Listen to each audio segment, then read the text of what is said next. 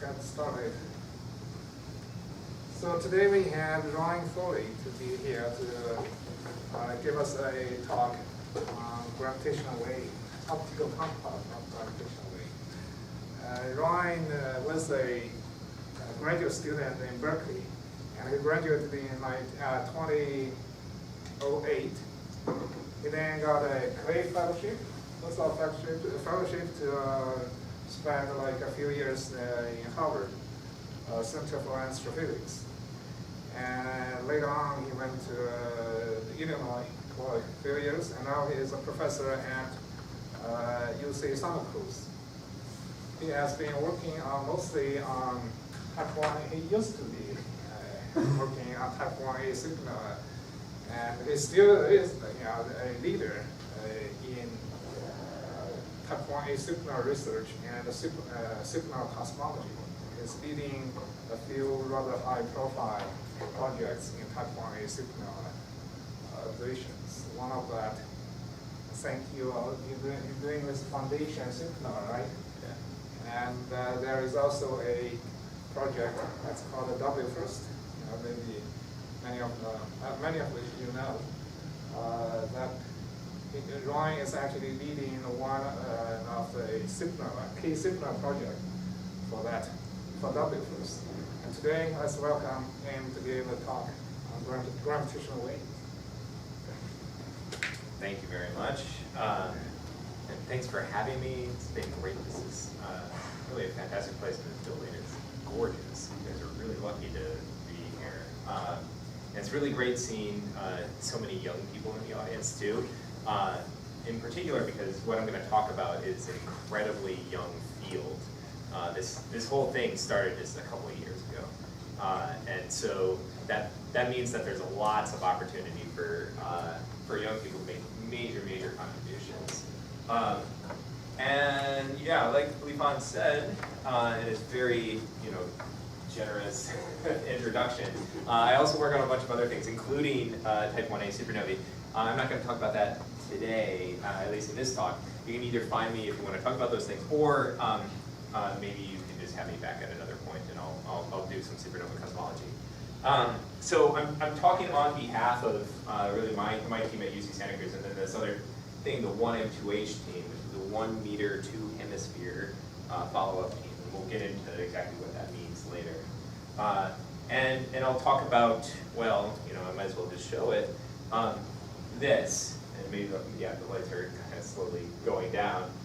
This is sort of the end result that 2 years ago, when there was a gravitational wave event detected by LIGO and sort of detected by Virgo, we followed up that event to search for the light that could be coming from the same source, and we found that light.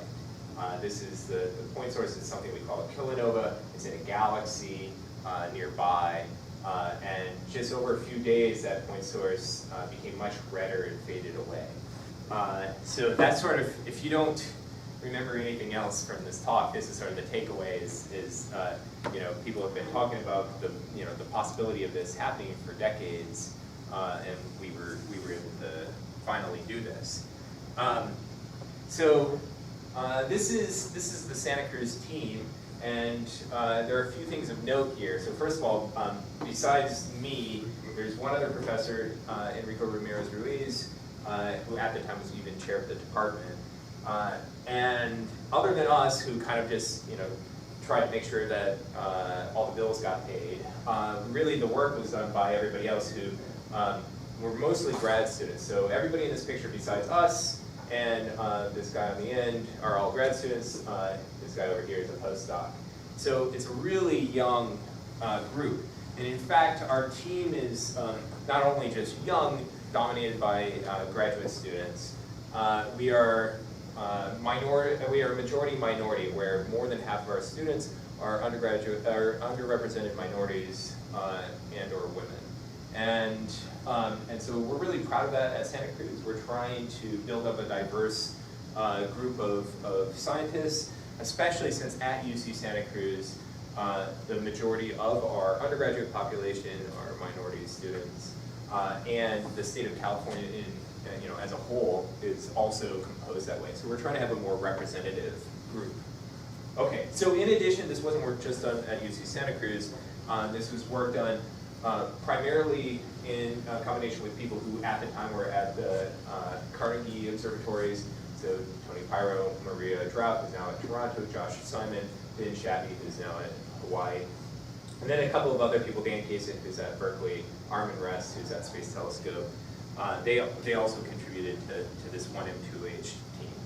Okay, so now that we know the players, I'll just go through some basic physics, and when I say basic, I mean the simplest way I can describe general relativity, which is really a quote by John Wheeler, and that's that matter tells space-time how to curve, space-time tells matter how to move. What does that mean? That means that you have to think about space not in this Euclidean way where everything is on a fixed grid, but rather mass can distort that grid. And if you have a massive object, then the movement around that massive object is not dictated by some just pure gravitational attraction in the Newtonian sense, but rather how you would move through this curved space. Now that's a particularly interesting way to think about the universe. It solves a lot of problems, but it also raises some interesting questions. One potential thing is, all right, so if you took the sun and you have the Earth orbiting around it, if all of a sudden you removed the sun from that situation, or you moved it somewhere else, how would the Earth know about that? Right, so there has to be some sort of way to transport information about gravitation. And as part of this theory of relativity, something that pops up from the equations is that you need something like gravitational waves.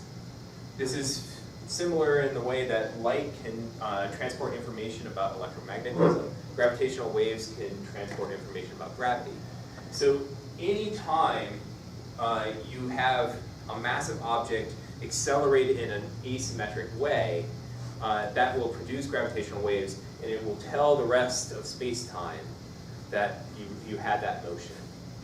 So if I were to start doing jumping jacks, I would create gravitational waves, which would then tell everything else, the Earth, you, that I was moving around. If you have two compact objects here, maybe like a couple of neutron stars that are orbiting around each other, that also, because they're moving their accelerated masses, will produce gravitational waves. These gravitational waves are ripples in space-time. They are propagating that information, but they're doing it in a way that is changing space-time as they move. And so this is the way that space-time is reconfiguring itself as you have objects moving around. And a consequence of this is that as gravitational waves pass through a particular spot in space-time, it will change the length in that area. That's a little complicated, but what that means, though, is that you can detect gravitational waves by looking for subtle changes in lengths. Okay, how is this done? There's a very sensitive instrument called, an interferometer. I'm sure you all, like in your undergraduate labs, use a Michelson interferometer, and this is sort of basic 1900s kind of technology, but amped up for this century. So the basic idea here, though, is the same, where you have light going down two separate beams, and you compare the wavelengths of those light to measure relative distance changes along those two beams. So we'll just watch this go. In this particular case, we're using a laser beam, and we shoot that light down, it reflects back. You have a beam splitter here. If you have destructive interference, then you just cancel everything out, and you don't see anything. If you have constructive interference, then the signal becomes very large. So if you calibrate things correctly, you get the distances of these two mirrors exactly set up correctly. When you recombine, you'll get destructive interference, and you won't see anything. And then if the length of those two arms change slightly, then what will happen is you'll have constructive interference and you'll see light. So your detector just needs to count photons. You're not actually measuring the difference in the length, you're just counting photons, which is a much easier measurement to make. So as the two arms are changing in their relative distance, you can make these measurements. Hopefully that's relatively straightforward. That's the idea. If gravitational waves come through this detector, it'll change the relative lengths of these two arms. You'll detect a signal here because normally it's just canceling out. And if the signal looks like what the predictions are, then LIGO sends out an alert. This instrument is a little more complicated than what I showed, but the basic idea is here. The interesting thing about this is its arms are not, something that you have in your normal lab, on campus. Each arm is 4 kilometers long, and the measurements that you can make, they have the precision to determine a difference in distance that is 1/1000th the size of a proton. Okay. This is the most sensitive instrument ever built. Okay, so LIGO has 2 detectors, one in Washington State, one in Louisiana. Having 2 detectors is important for a couple of reasons. One is just if you want to be able to see the signal in both detectors to say that it's astrophysical. Another important thing is that once you have multiple detectors, you can do timing analysis to determine a rough location for that. That's the same way that your ears work. So if you want to try this at home, if you snap, just the time delay between when the sound comes to your right ear to your left ear tells you, oh, it's roughly in that area. And what you'll notice is if you do something along the plane of your ears and you just snap up and down, you have your eyes closed, it's very difficult for you to figure out if it's directly above you or in front of you. Your ears are not perfectly offset. You have some sides here, so you get a little bit of directionality there. And then eventually there was another detector called Virgo, which is in Italy, that has slightly smaller arms, 3 kilometers long, and so they're not quite as sensitive, but when you add in a third ear, your triangulation gets much better. Okay, now, 4 years ago, what happened? So up until that point, LIGO had been working for decades, getting their instrument more and more sensitive, but they, I need to watch this again. But it took them a while to get a real detection of anything astrophysical. But when they turned on their detector with the new sensitivity back in 2015, while they were still just going through the engineering, they detected this. They detected 2 relatively massive black holes, each one about 30 solar masses, coalesce into a single black hole. What they actually saw is something like this. So I'll walk you through what we're seeing here. On top here, this is what's called strain data.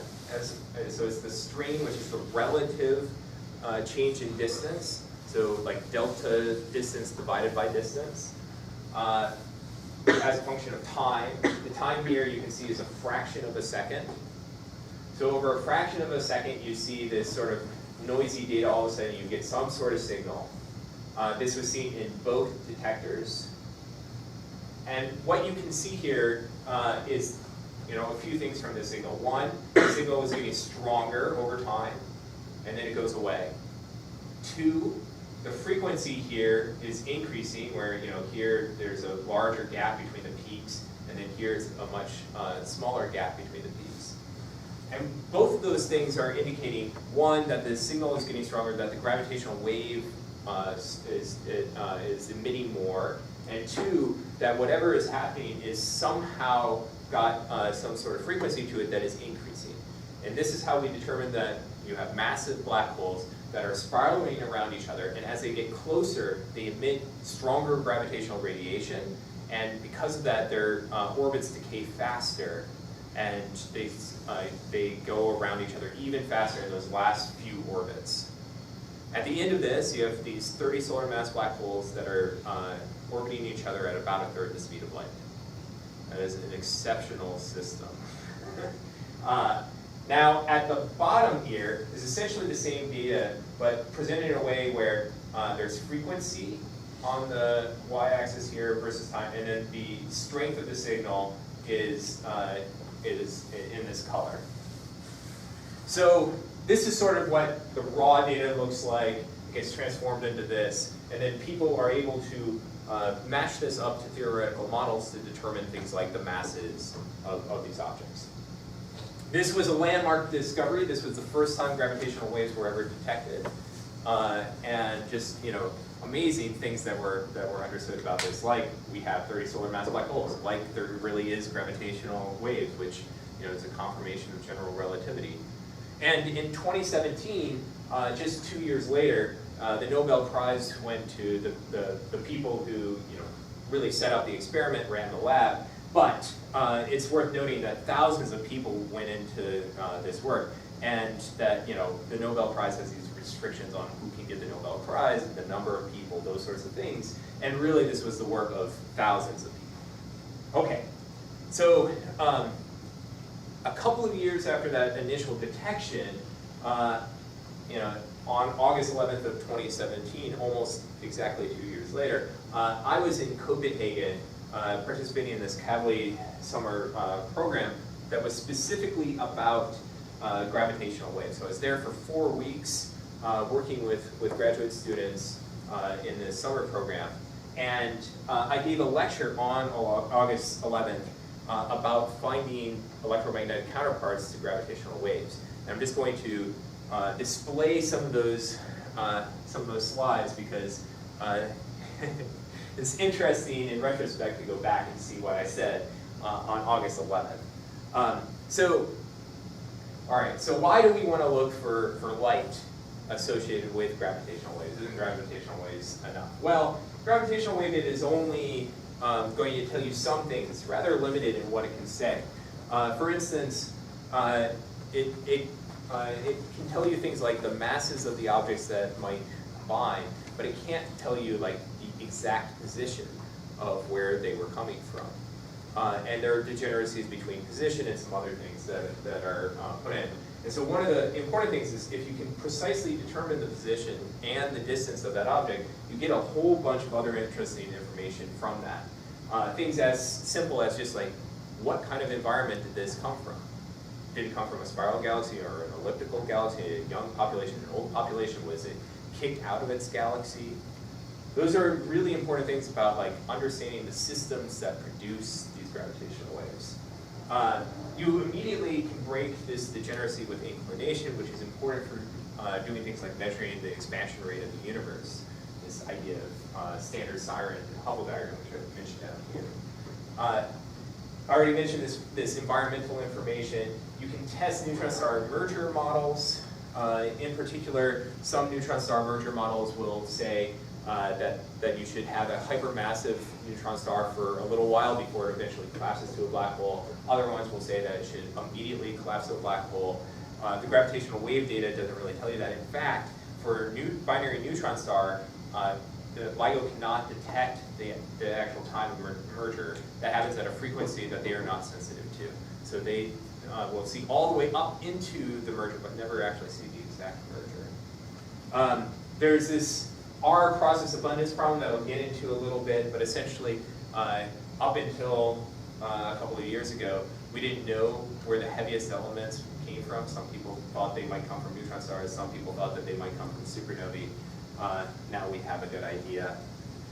And so, you know, what could we possibly look for if you have two, say, neutron stars that merge? Afterwards, what you might see is you produce some sort of black hole. You have some sort of ejected material, which, you know, I'll show some simulations of what that might look like. Potentially, this could produce a gamma ray burst, a GRB. You might be able to see the GRB. There's material that's kicked off from this merger, something we call a kilonova, that is going to be, you know, really this heavy element material that is radioactive and decaying away, so it glows. And then eventually, maybe this material will run into the ISM. Now, what you'll see is that the emission from these different components is dependent on your line of sight. A gamma ray burst, we think, only is a few degrees in its extent. And so most people will never see a gamma ray burst from a merger. You have to be pretty lucky to do that. whereas some of these other things are more isotropic, and that might be a little bit better. In particular, there's this interesting result, and this plot is a little bit hard to understand, but this is the number count of GRBs as a function of redshift in this case. And what you'll see is that the lowest redshift GRB is here, and here was the predicted sensitivity of LIGO. This paper was published before it had made those upgrades. But the basic idea was that nothing in that volume, there had been no GRBs discovered yet. And so if you were banking on GRBs, good luck. Instead, like I said, this might be really hard to see. This is two neutron stars that, when they merge, what you see here is that some material is kicked out, this tidal debris, during the merger process. This is going to be really, really heavy radioactive material. That material will decay, and sort of like a supernova, it'll glow in optical and infrared light, and we have the potential to see that light. So that's sort of where we're going for. That thing is called a kilonova. One of the interesting aspects of this is that because you have such neutron-rich material, you can produce these really heavy R process elements. So I'm not sure if everybody has heard of the R process before, but basically what you do is you have relatively heavy seed nuclei, things like iron, and then you just pummel it very, very quickly with neutrons, so quickly that it can't go through normal decay processes. You build up this giant set of atoms that are way far away from stability, and then eventually they decay onto the line of stability, and then you get your heavy, heavy elements. Okay. So we'll watch a simulation of this happening where you start with some seed nuclei and you pummel this with a bunch of neutrons, and you'll see them kind of pop up here. You populate these really, really heavy things, and then eventually your neutron flux turns off, everything decays back to stability. And when it's doing that, you get a very particular pattern for what you get for any individual atom. This is just the abundance for different elements in the sun. And you can see a couple of general trends, like there's much more low mass elements, so hydrogen, helium, there's a lot of that in the sun. Not so much even of the carbon and oxygen, but if you go to really heavy elements, you're down orders and orders of magnitude. That's one thing. You get this odd even up and down sawtooth pattern. That just has to do with alpha elements. And then interestingly, you get a few peaks in this curve. So here you have a peak around iron peak. And then you have a couple more peaks resulting from this R process. You don't need to know the details here, but we call these things like first peak, second peak, third peak, R process. And they correspond to the magic numbers in the atomic nucleus, where you have closed neutron shells. And it's just like electron shells, where you have these places where things are kind of nicely bound. And just because of the decay process, once you decay back to stability, you spread that out a little bit. Okay. Now, the interesting thing about this is that the heaviest elements, you start producing lanthanides and actinides. Those are the two rows at the bottom of the periodic table that are kind of offset from the rest of the periodic table. And they have very, very high opacities. The reason for that is, the reason why they're offset from the rest of the periodic table and the reason why they have high opacities is that they have an open F shell in their electronic distribution. And what that means is that each one of those lanthanides or actinides will have millions and millions of potential line transitions. And that means that whenever you have a photon coming through, you're very, very likely to absorb that full photon because there's a high likelihood that the energy of that photon will correspond to some electronic transition. And what that means is that, all right, we have this opacity table as a function of wavelength. If you compare that to, say, the electron scattering that you would have just from free electrons, that's sort of here. And you can tell that, when you compare these curves, and all right, let's just look at this dark green one, where the electron scattering is comparable to the opacity that you get from R process material, it starts to be comparable out at something like 1.5 microns, so in the near infrared. And everything bluer of that the opacity is so large that it's just hard for photons to get out. So you don't expect this kind of material to have much optical light. This is very similar to line blanketing in stars, if you've heard of that, except that's with iron and in the UV. Okay, so for a kilonova, what do we expect? Well, there's not much material that should be ejected. If you just do some basic scaling relationships and you add in this opacity effect, you expect something that is faint, fast, and red. Those are the expectations. Now, we can have this cartoon picture of different components, and all right, so electron fraction, maybe some of you have heard of this. This is essentially just how neutron-rich material is, and that tells you something about the opacity.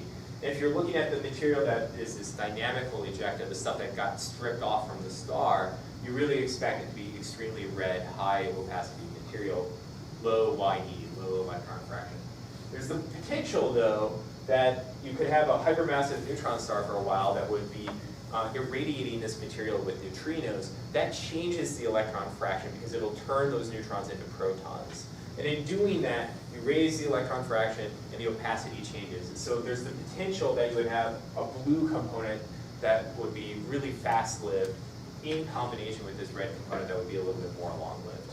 That was kind of speculative back then, but that was what was happening.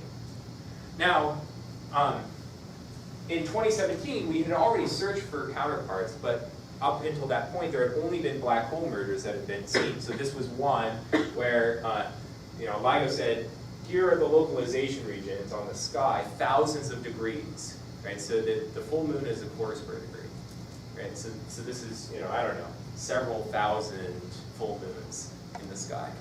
And so the basic idea, right, is that you have to search this entire area to hope to see something.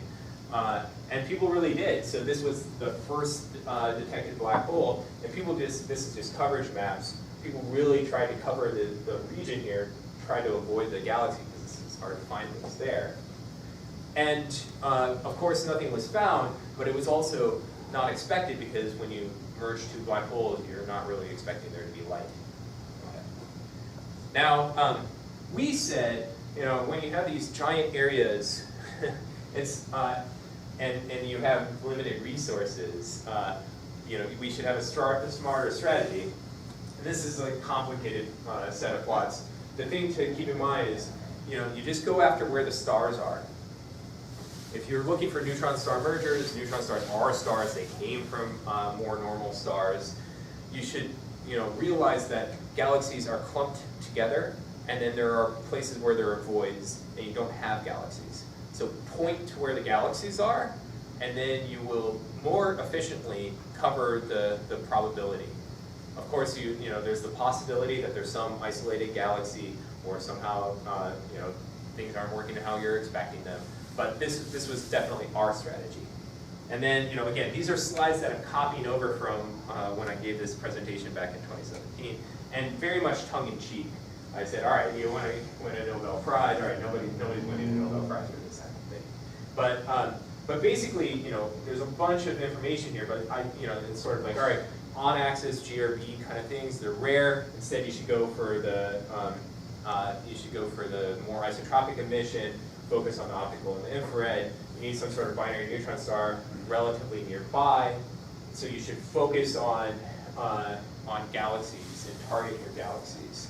Now, one of the important things here at the end is I say, all right, because of weather loss and availability and location, if you have a northern hemisphere telescope, you can't point at the south celestial pole. Just because of these things, you combine them all, you need about 4 telescopes, 2 in the north, 2 in the south, at different locations, ideally, or a lot of luck to cover everything. So our strategy was this 1 meter 2 hemisphere project, where we used a telescope at Lick Observatory in the northern hemisphere, a 1 meter telescope called the Ligo Telescope, and another telescope in the southern hemisphere at Las Campanas Observatory, the Swope Telescope. And so we used both of these, one in the north, one in the south, 1 meter telescopes, 2 hemispheres. This was our project to make sure that we at least could cover the entire sky if weather was okay and everything was available. That was our idea. These are modest resources compared to many other teams that were using, 4-meter telescopes with 3-square-degree imagers to search for this stuff. Now, this was on August 11th. I gave this talk, and I ended it saying something like, "I'm pretty pessimistic about this. I'm not expecting anything anytime soon." Okay. Then, less than a week later, on August 17th, that was towards the end of my tenure at this workshop. I was still there, but this is the last week. This was a Thursday. I was leaving that Saturday. And the entire 4 weeks, I hadn't really spent time in the city, so I decided to take off the afternoon, just the afternoon. I worked in the morning. And go to this amusement park, Tivoli. I don't know if people have been to Copenhagen. It's right downtown. It was the inspiration for Disneyland. Walt Disney went there. It's really kind of fantastic in this very old school way. And while I was waiting in line for the carousel, I got a text message from my grad student, Dave Coulter here. And it starts off with, "Stop what you're doing and check your email." I'm in Copenhagen, and being the cheap person I am, I didn't pay for the international data plan. So I said, "I don't have email now, what's up?" And he says, neutron star merger at a false alarm rate of 1 in 10,000 years. Coincident neutrinos and GRB. And I've already told you that gamma ray burst is very unlikely. Neutrinos even less likely. And so, all right, so my reaction to this first is position. My second reaction, though, is Dave was also in Copenhagen, and he knew I was taking the afternoon off. So I thought maybe he's trying to trick me and ruin my afternoon. So I said, "This sounds like a joke, by the way." Okay, and so he responds put some positions. He gets some positions wrong, and eventually, I'm like, I might leave, but if you're joking and don't tell me now, I will not be amused. And uses some colorful language. It says and I'd say if there's a GRB, it would have a better coordinate. I was expecting there to be X-rays and all sorts of things. There should be moving X-rays. And he says, "I'm not joking. I wouldn't joke about this," which eventually convinced me that I should leave. So I did that, and I biked over to the university where we all settled in for the night. Now, what did LIGO see? It's all this. All right, so I showed the initial detections, which were a fraction of a second and just sort of a smear on the page. What I'm showing here is 30 seconds, and they actually have about 2 minutes of data for this event. This thing was booming. You can even see in this, the strength of this, you can see the up and down pattern just by eye. It's incredible. All right, so in comparison to their previous events, okay, those are the previous events, what they were able to detect. You can see the longest one lasted about 1.5 seconds of data. There's not even enough time to really go through this, but this is the event from August 17th. Right? It's going and going and going. They should have done this in not real time. This is real time. You get the idea, right? It is just an exceptional event. So it was detected by both LIGO detectors, stronger in Livingston than in Hanford. You can still see the signal here. In Virgo, there was really nothing. And if we, just sort of zoom in, here's the Hanford detection. You get, you can see that there's a signal there. In Livingston, it's really clear. In Virgo, there's really not anything. But that was actually key. Because what this meant was it was close enough and strong enough where Virgo should have detected it if it were at a particular part of the sky. And what this meant was if you just look at the antenna pattern of Virgo, it must have been in one of the nulls. And that dramatically constrained the position of where it was coming from. Okay, so from the data, from the gravitational wave data, they could determine the masses, and they determined that the two sources that eventually merged were neutron stars. They had roughly 1.5 times the mass of the sun each. What they merged into, they weren't so sure. Okay, so here's the different compact objects that we've detected. In yellow are all the Milky Way neutron stars. In purple are all the Milky Way black holes determined by X-ray binaries. In blue are all the LIGO black holes, both before merger and after merger. And then here in orange are the LIGO neutron stars. And then this final product is either the most massive neutron star ever detected, or, interestingly, you see this gap, or potentially the lowest mass black hole ever detected. Okay. So one of the key parts to this is while LIGO is detecting their signal, all right, and this is called a chirp because you can change it into the audio and you can hear this. Right. A bunch of other telescopes were online, right, so that was a chirp. And unexpectedly, the Fermi Gamma Ray Telescope, 1.7 seconds later, detected something. Just that little game. That was it. So this was a gamma ray burst, and eventually they were able to determine that that it came from this same event. It was both spatially and temporally co-located. It was offset by 1.7 seconds, which is very interesting. We can talk about that later. But this was kind of a key piece to this. Turned out that possible neutrino signal was unrelated. Okay, so we were trying to find the light. This is on sky what LIGO and Virgo were able to tell us where the position of this was. It turned out to be about 30 square degrees, much smaller than any previous detection. But it was in this position. This is a particular time snap of what was happening from the Swope Telescope, where here, this dashed line is 30 degrees elevation, so that's an air mass of 2. And then here's the horizon. So everything in this grayed out area was just unavailable to the Swope Telescope, and this was very quickly becoming unavailable. So the Swope Telescope, this guy, near and dear to my heart. It's 1 meter in aperture, relatively small for professional astronomers, but just kind of the right size where you can give it a hug, which I want to do after all of this. I've spent about a dozen nights observing a Swope Telescope. Many more on that mountain. It's just an amazing place to be. All right, so what did we do? We should just get into it. So we were doing this galaxy-targeted survey where we were aiming for galaxies in this bullseye. So I'm going to step you through. We had to wait nearly 11 hours for the sun to set, just because of where things were. And once the sun set, then we started getting observations. And so here I'm going to point out individual galaxies that we target in an image, and we'll just sort of step through in time. Okay, and the time will take off. All right, so each time you get a few more galaxies. All right, that one we got a bunch, with a little cluster there. All right, getting some more. We kept going along, and then in our 9th image, we detected something. So, just to show kind of our full motion through this, some of these only had individual galaxies, but we kept taking data, of course, until we knew what was going on. Now, what was in our 9th image?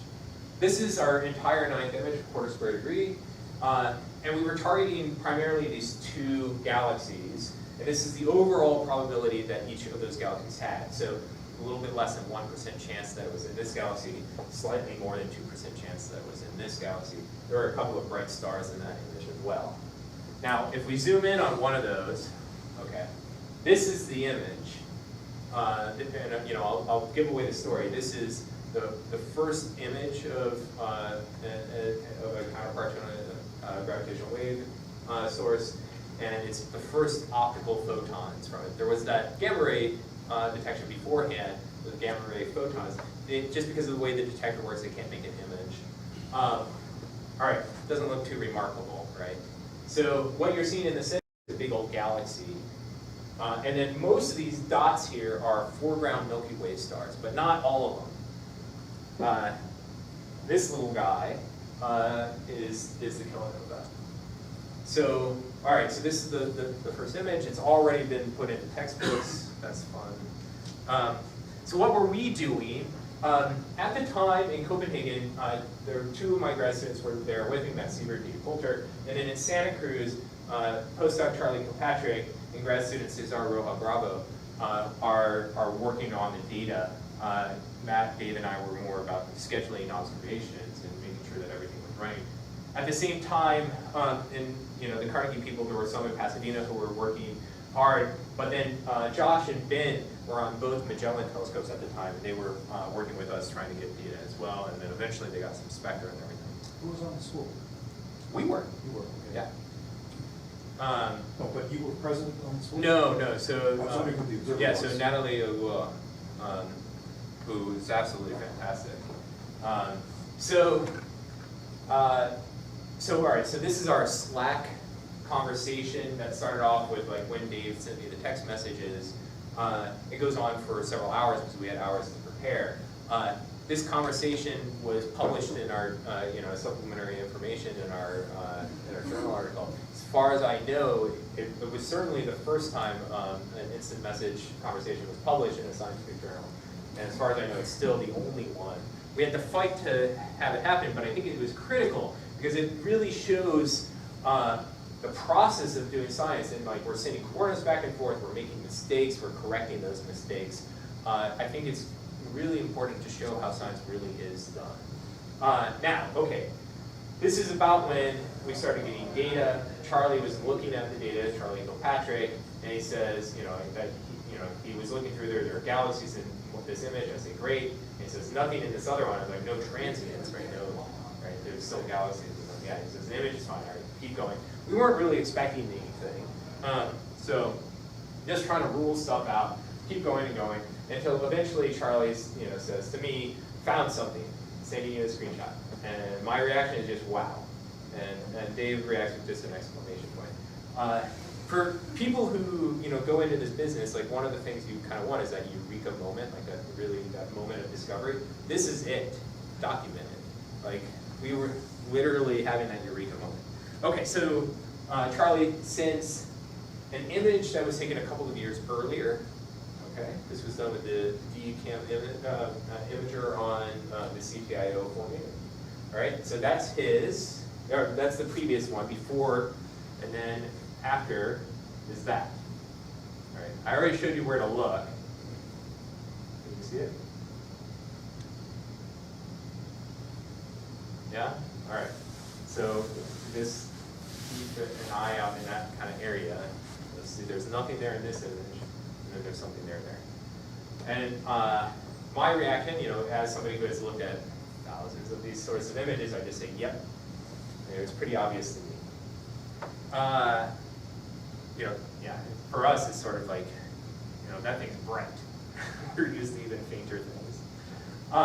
Conveniently, a few months earlier, Hubble had happened to observe this galaxy. And so, yes, the resolution and depth are very different between these, but I think this is really nice to just show there's absolutely nothing at that position just a few months earlier, and then all of a sudden we see this.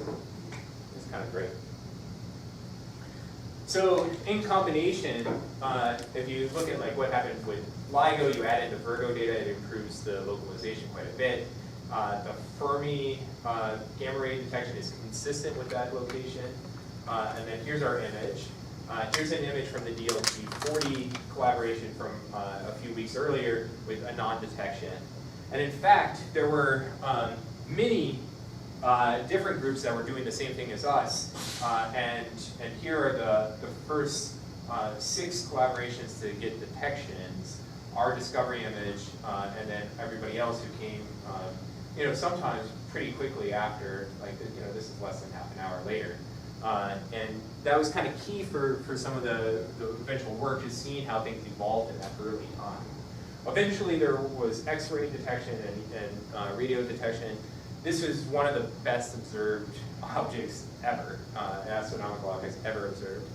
It was only available for like a month, so it was a very intense period of time. It's not like 87A where like people are still observing it. I think 87A is probably the best observed. It was pretty intense those first days of 87A. Oh, I'm sure. Give me a break. So No, it's no. exactly the same. Just we didn't have these resources. No, right. And then, but the key point is 87A continued and continued and continued. Whereas here, yeah, we've gotten some Hubble data recently that are like, very strong limits, but essentially this is done. Okay, so we did follow-up observations with a bunch of different telescopes, primarily at Las Campanas. So slope 1 meter, the DuPont 2.5 meter, the 2 Magellans.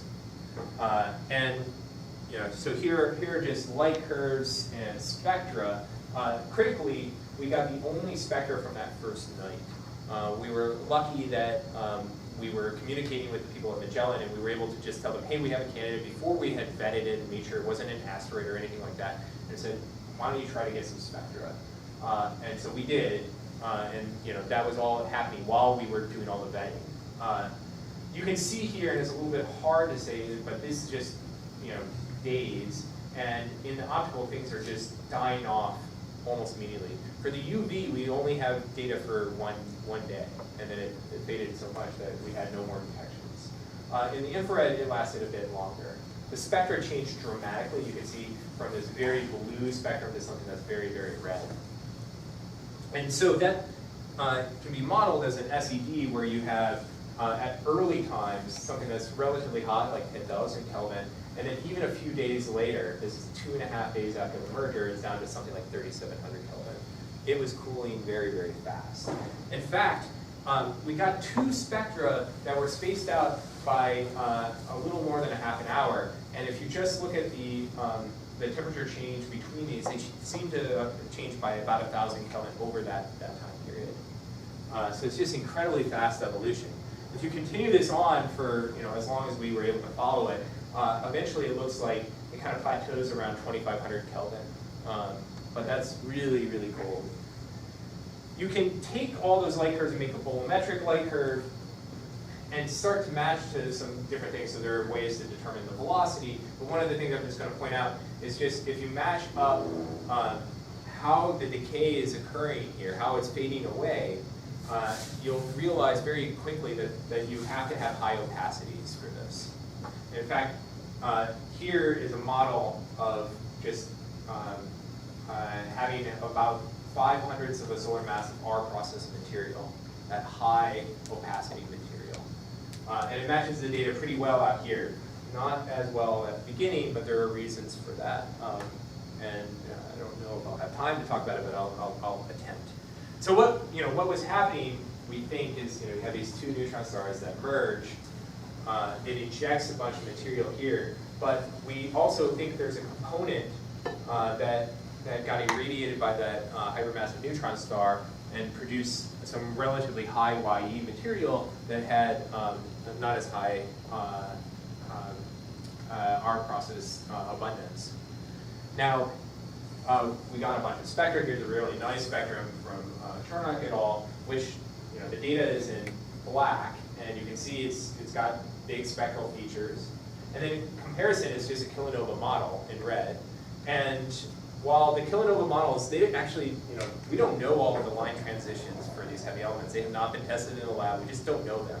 But somehow, the models are able to just generically reproduce sort of this peak a little bit beyond a micron, this shoulder here, this dip, and then another peak out here. So, this is a relatively simple model, but it took a lot of work. What we think is happening is that there's a red component that's maybe expanding laterally, and then this blue component that fades away very quickly that might be along the polar regions. And the combination of those 2 components can describe the entire light curve evolution of the object. Okay, and I love this plot just because it's so dramatic. All these other curves are different kinds of supernovae. This is our object and how quickly it faded away.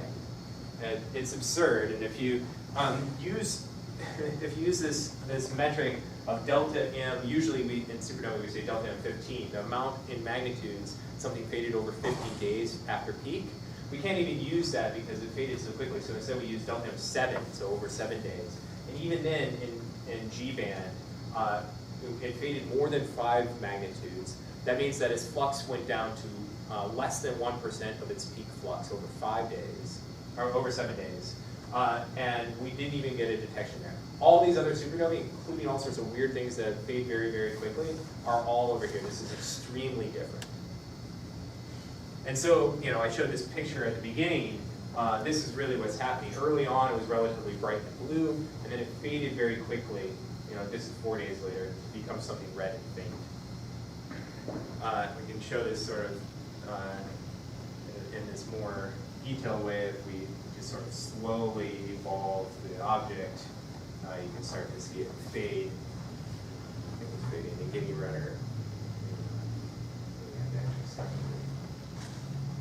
Yeah, okay, fading and getting redder over time. Okay, and so at the end,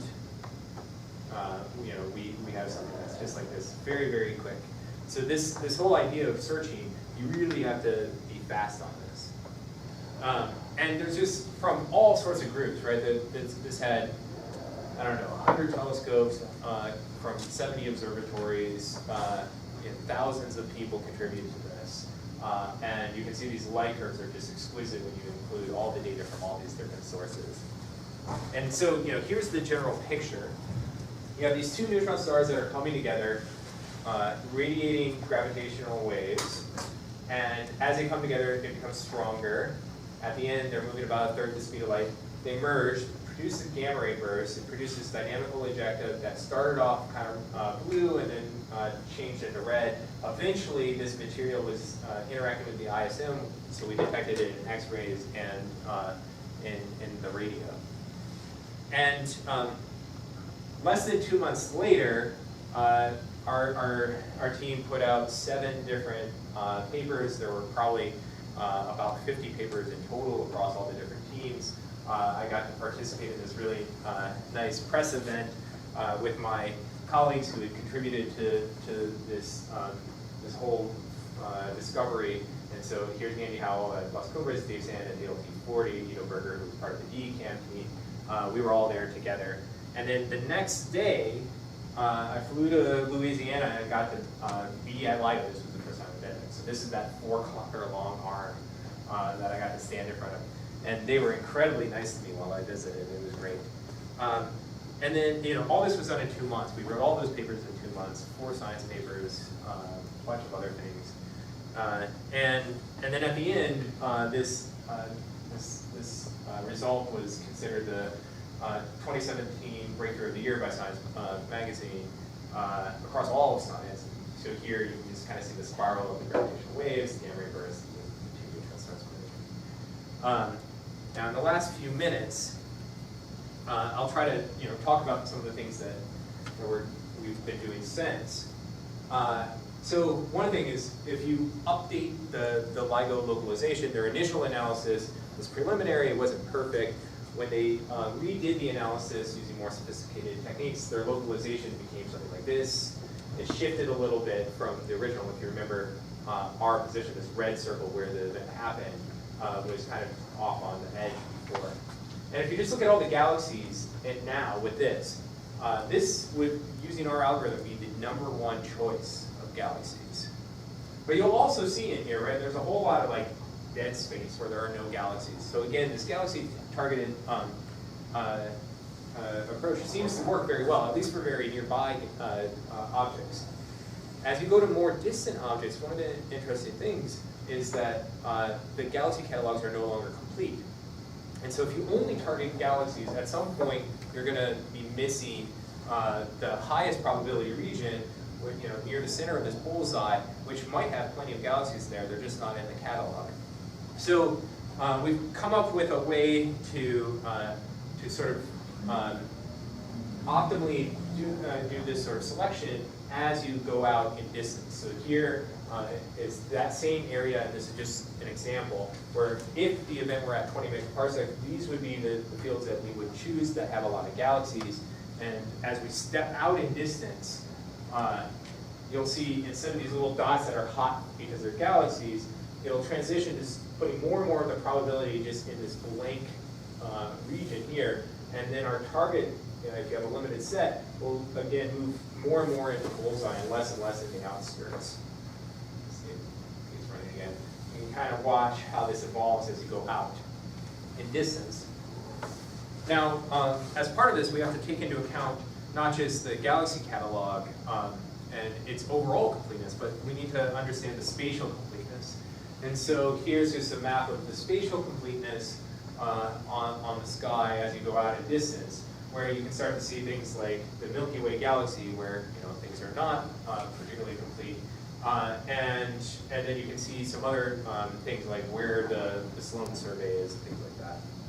And so you can combine this with now more recent detection where the localizations are, instead of 30 square degrees or even 1,000 square degrees, it might be like 7,500 square degrees, this huge fraction of the sky.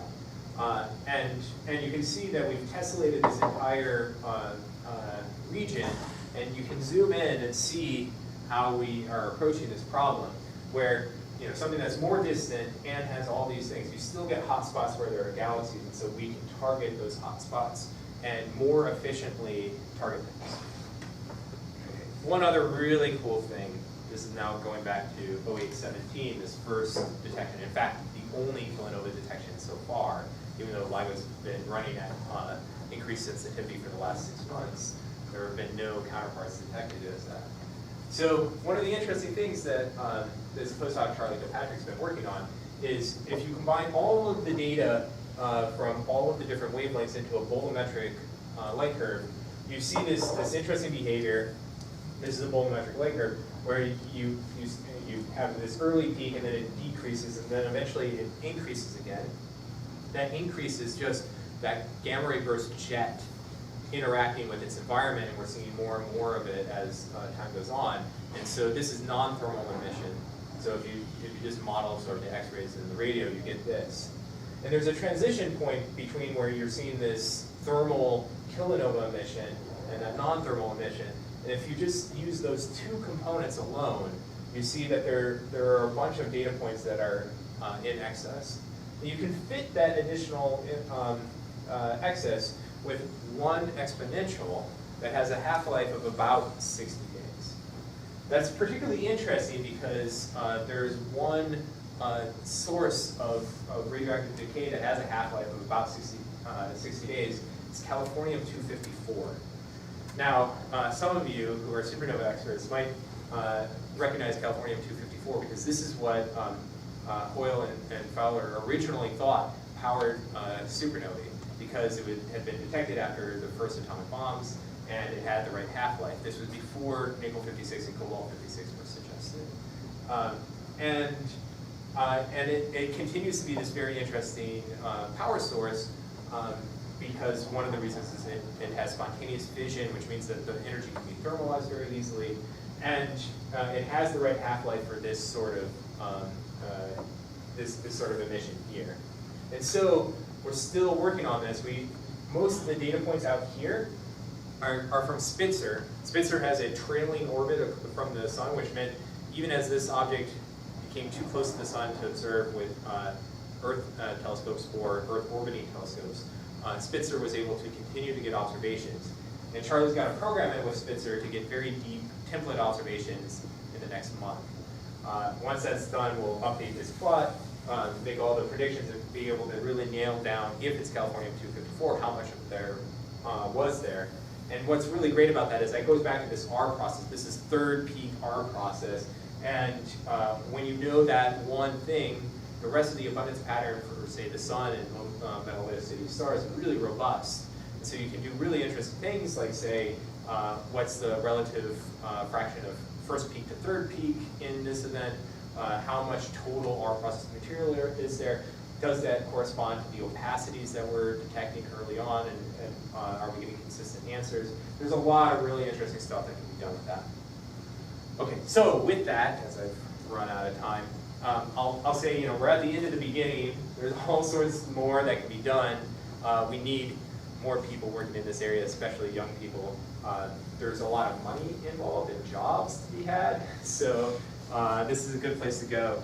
And I can flash that back if people want to talk about any of those individual points, but instead, it's nice to just sort of lead it with like the team, including the extended team. So thank you very much.